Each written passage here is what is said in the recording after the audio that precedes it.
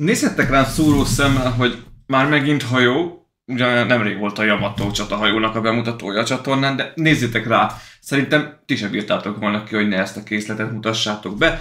A Barbie-től kaptam egy jó súlyos csomagot, a Reobrix márka görög ókori csatahajóját, és mivel gyengém az ókor, szeretem a történelmet, ezért nekem ez ilyen must-have készlet lett volna egyébként is. Gyönyörű szépen néz ki ez a hajómodell már a dobozon is, úgyhogy én bele is vetem magamat a bemutatóba. Zoli vagyok, és ez itt az Összeraklak. Tartsatok velem!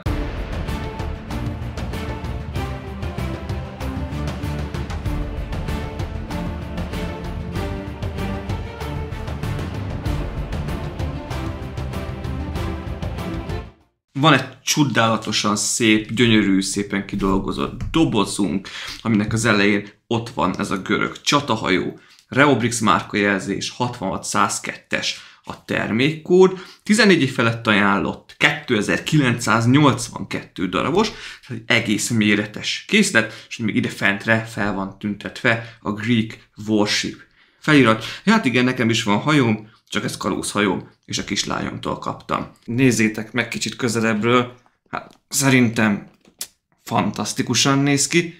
Remélem a készmodell is legalább így fog kinézni. A doboz tetején még egy kisebb képet látunk a hajóról oldalnézetben. A hátoldalán megtaláljuk ugyanúgy a márkajelzést és a termékkódot, viszont a csatahajót egy kicsit szokványosabb környezetében, tengeren, óceánon, az a lényeg, hogy vízen láthatjuk, amint éppen szeli a hullámokat. Sajnos minifigura az nincs hozzá. A doboz egyik oldalán még láthatunk különféle részleteket a vitorláról, a pajzsokról, amik a fedélzet oldalát borítják. Van egy kis erődítményszerű rész a hajó közepén, lejárat a fedél közbe, valamint az orrán lévő, hát faltörőkos, ha nevezhetem így, vagy másik hajótörőkos is látható. És ha kíváncsiak voltatok a méretére, bizony itt van, elég terjedelmes, 80 centi hosszú lesz, 44 centi magas és 30 centi széles. Hát pont ugyanolyan hosszú lesz, mint a Yamato csatahajó volt. Mint mondtam, ez iszonyatosan meg van tömve, remélem kijön minden belőle. Hát jócskán van itt azért zacsi, itt van a vitorla, és itt van az összeszerelési útletunk, vagyis hát könyvünk igazából. Kíváncsi leszek a vitorlának az anyagára, így még nem érzem pontosan, de azt látom, hogy ott van a napocska a közepén, hát a másik oldalán pedig ez a narancsvörös sávozású minta van. Hát én most a zacsikat hirtelen nézem, ott látok hát 9-es zacskót, ez itt lesz az első. Az összerakási mutatóból úgy is látszódni fog, hogy hány fázisból épül fel. A Reobrix-es készleteknél ott az adott zacsin belül is van alszámozás, és úgy kell haladni. Hopp, itt megbújva pedig a hajó orrának és tatrészének egy-egy darabját láthatjuk még. És még nézzünk bele az útmutatóba, mint mondtam, egy nagyon vastag könyvecskéről van szó. Az eleje ugyanaz, mint a doboz eleje volt, a hátulján pedig oldalnézetben láthatjuk a hajónkat. Kicsit félek a matrica ívtől, mert a Reobrix készleteknél azért szokott lenni jócskán. És rögtön itt is vannak egy adag matrica, és 2 adag matrica, az összes pajzs matricázott, de ezt vártam a kép alapján. Nem bánnám, ha néha printelnének egy picit. És semmi sallang, rögtön kezdjük is az összerakást a talapzattal, az állvánnyal, ami nagyon-nagyon-nagyon jól fog kinézni, tök egyedi szerintem a kinézete. Ez az egyes zacskó, és látjátok, hogy a Reobrix-es útmutatók azok általánosságban nagyon-nagyon-nagyon részletesek. Külön a fázisokat betűkkel és azon belül számokkal is jelölik, ezzel nem szokott gond lenni, és az összerakás az tart, ezeknek a hátulján mindig van egy part list, úgyhogy erre is figyelnek, 241. oldalon van itt a készmodellünk, viszont az utolsó, igen, itt vannak a matricák, jaj, hát van jócskán. Mindig megfogadom, hogy ezt közben az összerakás közben már figyelem, és felragasztom közben a matricákat, nem itt a végén szenvedek vele, lehet, hogy most már észben is fogom tartani. Az utolsó lépés az majd a J99-es lesz itt. Kötélzett vitorla felhelyezés 237. oldalon fejeződik be. Hát azt még most sem tudom így hirtelen, hogy hány zacsi. A, B, C, D, E, F, G, H, I, J, akkor valószínűsíthetően 10 zacsiból, 10 fázisból áll az építés. Reobrix-es készletekkel én mindig is nagyon elégedett voltam. Van már jó pár, úgyhogy bele is vetem magam az építésbe. Szerintem most se fogok csalódni. Ne menjetek sehová! Elkészült az állvány, és nagyon-nagyon tetszik, ugyanis a Reobrix nem csak egy sima kis fekete valamit rittyentett ide, hanem megadták a módját, és onnantól kezdve, hogy látjuk a görög csatahajó feliratot két kis arany szárnyacskával, körben pajzsok vannak felhelyezve az állványra, jó minőségű matricával, valamint két oldalon még kardokat is kellett ide rögzíteni, amik szépen visszatükröződnek a fekete felületen. Nagyon jól néz ki. Az egyik oldalán itt van ez a csatahajós tábla, a másik oldalán ott nincs, csak a kék címerek, pajzsok, valamint középen a zöldes sárgásak. Szóval azt kell mondjam, hogy teljesen elégedett vagyok. Egy tök masszív állványról van szó, tuti meg fogja tartani a hajót. És meglepetésemre nem a Reobrix-tól megszokott kétoldalú matricákat kell használni, hanem ezek normális matricák, amit a Legónál is láthattunk már. Szóval ez egy nagyon-nagyon-nagyon minőségi cucc, és tényleg nagyon értékelem, hogy nem csak egy kis sablon fekete állványt kaptunk, hanem már ez is fel van díszítve. Kész a 2-es fázis. Ez még egyértelműen nem a hajó teljes hossza, ugyanis még jönni fog rám majd az orrára az a bizonyos faltörőkos, meg egy orvitorra, de azért már egészen szépen látszódik, hogy ez se egy kis jószág lesz, ugye már ez is 80 cm-es. Itt ez az alsó rész, ami végigfut, ezt ha belenéztek, egy icike-picike görbület van benne.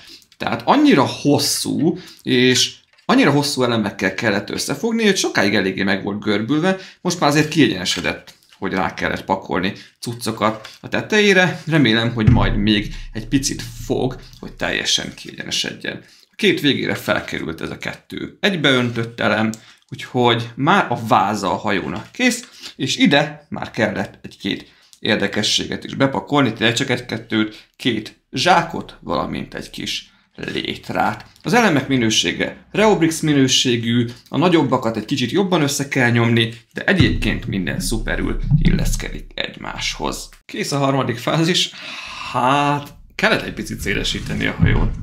Szó se róla, azért elég durva lesz a szélessége. Képről hirtelen ez le se jött nekem, hogy ez a hajó ilyen széles lesz, bár szerintem ez a két szélső rész, ez csak ilyen palló rész lesz, és maga a hajónak a teste, a fedélzet része az azért ennél keskenyebb lesz, de azért elég brutálul néz ki, és az alját is emiatt egészen komplexen össze kellett csatolni, tehát nem mondom, hogy nem volt monoton, mert a két oldalát tök ugyanúgy kellett elkészíteni, de ez tök jól néz ki. De szerintem még ide alulra bőven fognak rögzítő részek jönni, meg szerintem ezt el fogjuk tüntetni, hogy alulról ne így látszódjon.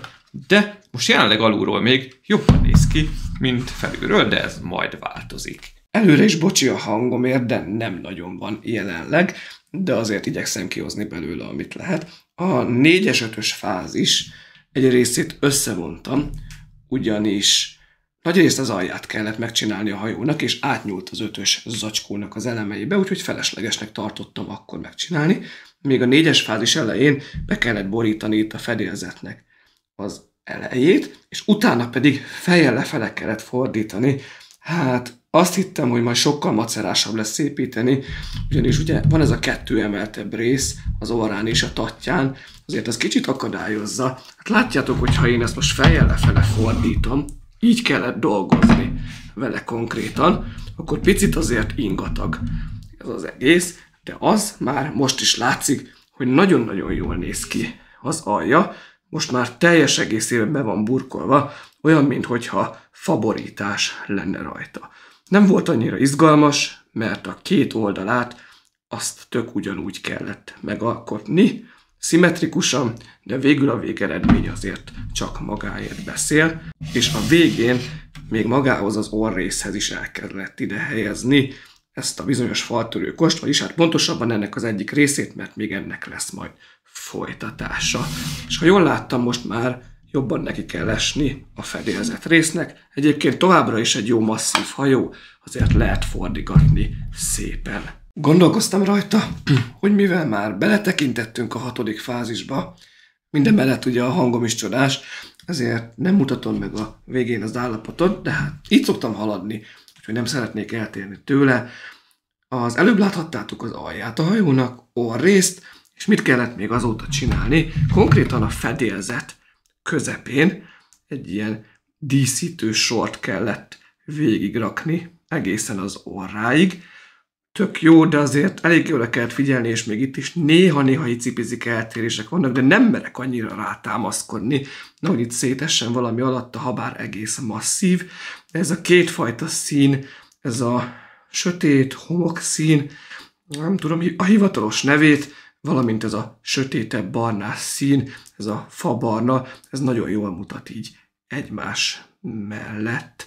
Úgyhogy ha meg kicsit messzebbről nézzük, akkor meg nem is tűnik fel, hogy egy-két helyen esetleg minimális színkülönbség van közte, bár azért igyekeztem simára kihozni. Itt a hang nélkül következő epizódja, a 6. fázis vége. Mi történt ebben a fázisban?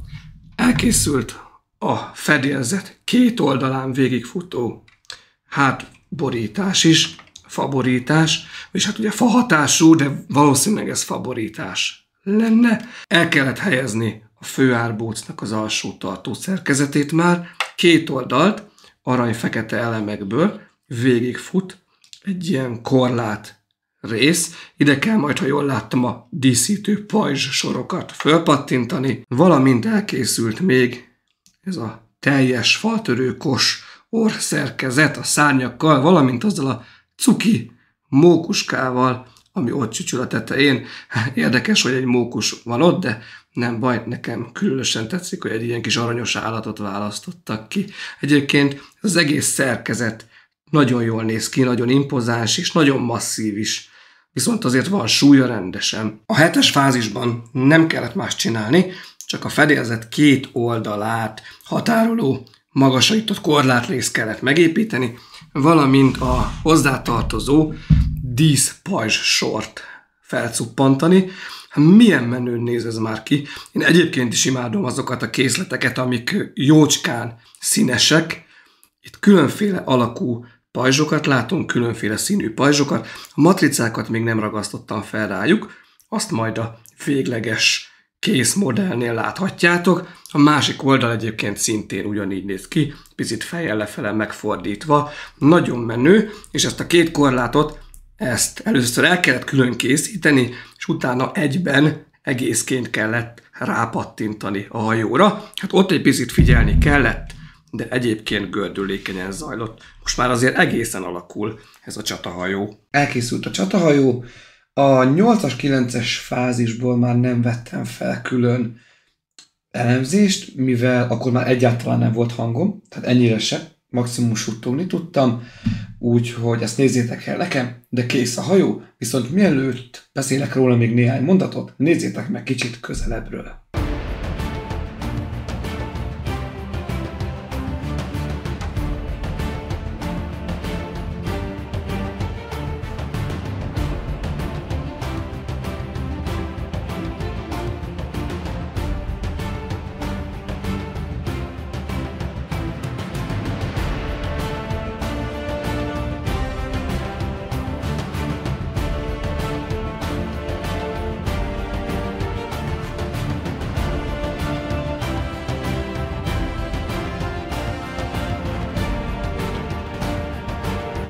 Egyszerűen zseniális lett ez a görög csatahajó, bár hozzáteszem, hogy utána keresgettem, hogy pontosan milyen hajó lenne ez. Segítségül hívtam a mesterséges intelligenciát, és az az igazság, hogy mindig azt a találatot adta ki, hogy egyetlen egy görög csatahajóra se hasonlít, hanem mindenképpen a viking hosszú hajókat hozta ki nekem, hogy formailag, alakilag, felépítésileg azokra hajaz legjobban, de én azért elhiszem, hogy ez egy görög csatahajó, hiszen azt írta rá a Reobrix, valamint bizonyos elemei is, mint például A vitorla mintázata, maga a pajzsok mintázata, a lándzsáktól kezdve, például a színek, azok mind a görög kultúrára utalnak, tehát maximum lehet, hogy egy kicsit vegyítették ezt a dolgot. De ha ti felismeritek, hogy melyik görög hajó alapján mintázták meg ezt a modellt, akkor írjátok már meg kommentben, légy szíves. De nem szeretnék sokáig itt dumálni, mert a végén megint elmegy a hangom. Mi történt még itt? Ráállítottam az állványra a hajót, nagyon-nagyon masszívan megül rajta. Pont az alján végfutó, vékony rész, az beleillik középen a talapzatba, úgyhogy ezt tényleg direkt neki tervezték. A fedélzetet fel kellett különféle elemekkel tölteni, fegyvertartó állványokkal, amiben lándzsákat, kardokat kellett rakni, láncokat kellett még átvezetni, különféle raktározáshoz használt eszközöket, hordókat, ládákat kellett elhelyezni két oldalra a két zsákon kívül, ami ugye lent van a fedélköz részben, ami nincs egyébként kidolgozva. Íjakat, számszeríjakat is kellett felpattintani. Itt van egy kutya, egyedüli kis állatként, amit a fedélzetre felengedtek, vagy hurcolnak magukkal. És ami különlegessége még a fedélzet résznek, ez a két kis szerkezet hátul, ez a kis erődítményszerű, valamint ez a vörös-fehér sávozású. Most ez védelmi funkciót szolgálna, vagy stratégiai megbeszéléseket tartottak benne, bár akkor egy asztalt is el kellett volna helyezni. Ez jó kérdés. Szintén, ha van ötletetek, írjátok már meg kommentben, légy szíves. Alulról már nem kellett igazából semmit se csinálni. Felkerültek két oldalra maguk az evezőlapátok, 9-9 pontosabban, már valószínűleg a valóságban ebből több volt. Két oldalra 2 kormánylapát, legalábbis szerintem ezek kormánylapátok lennének. Elől ugye fel van ezekkel a hajlékony elemekkel díszítve az orrrész és a tatrész, tehát elől és hátul pontosabban, és ezekre is föl kellett pattintani egy-egy ilyen díszítő rákot, homárt, hátulra kerültek a rákok, előre kerültek a homárok, zöld, ilyen mélyzöld színnel. Nekem talán legjobban ebben az egészben a két oldalt futó pajzssor tetszik, így felmatricázva még jobban mutat. Hát ha már matricák, ha már érintettem, Reobrix, ha látod ezt a videót, kérlek szokjatok már le arról, hogy az útmutató végén ömlesztve mutatjátok az összes matricát, hova kell felhelyezni, ugyanis itt szinte voltak elérhetetlen helyek, például amit itt elől láttok, ezt a zöldes sávot, ami itt elől fut végig, meg itt van hátul is, ezt a legvégén mutatja, hogy fel kell rakni, amikor már mindent felpakoltál ide, és alig lehet hozzáférni. Valamint a pajzsokat is sokkal egyszerűbb lenne matricázni, hogyha akkor kell egyesével, mielőtt fölpattintod. Ugyanígy ezek az elemek, ugye a hátsó résznél, a tatrésznél, valami itt is, itt van, ahol nagyon-nagyon csúnyán néz ki, ugyanis ezek meg domború elemek. És domború elemre elhelyezni a matricát úgy, hogy egy kis gyűrűdéssel lehet benne, hát az azért igazi művészet. De összességében szerintem azért jól mutat ez így matricákkal, kellenek hozzá főleg a pajzsokra. Vitorla, valamint árbócozat kötélzet, tök egyszerű volt megépíteni, teljesen jól tart. Meglepetésemre a vitorláknak az anyaga, az nem ilyen anyag, ruhaszerű, hanem mint egy plastik, tehát inkább ilyen műanyagszerű, de mégis hajlik, és tök egyszerű volt felapplikálni. A középsőre megkaptuk még a napszimbólumot. Az árbócokat is egész egyszerűen fel lehetett építeni. Ez az első, az orr árbóc a vitorlával, ez nagyon ötletesen van megcsinálva. Ide bele kell pattintani, valamint ide is szépen ráfekszik egy studra, és akkor rádől az orr részre, és itt is ez így eltartja. Itt is van egy elemrész, meg itt is, ami szépen az árbócoknak nekidől, és akkor kicsit eltartja tőle oldalra. Van itt egy kötélzett rész, részbe kötélzett, részbe láncozat. Én azt mondom, hogy enélkül lehet, hogy jobban mutat. Felraktam, mert útmutató szerint fel kell, de annyira nem rugalmas, kicsit olyan masszívabb az anyaga, főleg ennek a kötélzett résznek, és lehet, hogy picit meg kellene hevíteni, hogy ennél hajlékonyabb legyen, de így annyira merevek, hogy furán állnak egy-két helyen. Tényleg felraktam, de én ezek nélkül is el tudom képzelni. A hajó méretei önmagukban is impozánsak, ugye 80 centi, 44 centi, 30 centi, az evezőknek köszönhetően, hát ha eszembe jut a nevük, úgyhogy gyönyörű kiállítási darab. Játékra én nem feltétlenül ajánlom, ha bár masszív, de egész sok olyan elem van benne, ami azért lepattanhat, vagy leeshet, de a polcon gyönyörűen nézhet ki. A készlethez az elérhetőséget megtaláljátok szokás szerint a videó leírásában. Én az eddig összerakott hajóim közül ezzel vagyok legjobban eltelve, hogyha ma ilyet mondhatok, nekem ezt tetszik legjobban, ez a number one eddig.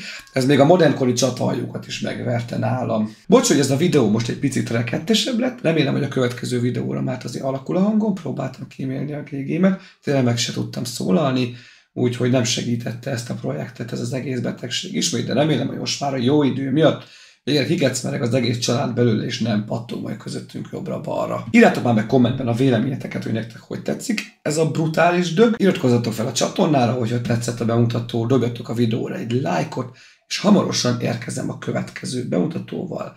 Ilyen izgalmas projektek várnak ránk, ezt azért elárulhatom. Hát a következő az valószínűleg ismét egy helikopter lesz. Bocs. Szóval várom a kommenteket, mindenki vigyázzon magára, legyen jó a hangot, további szép napot nektek, jó egészséget, sziasztok!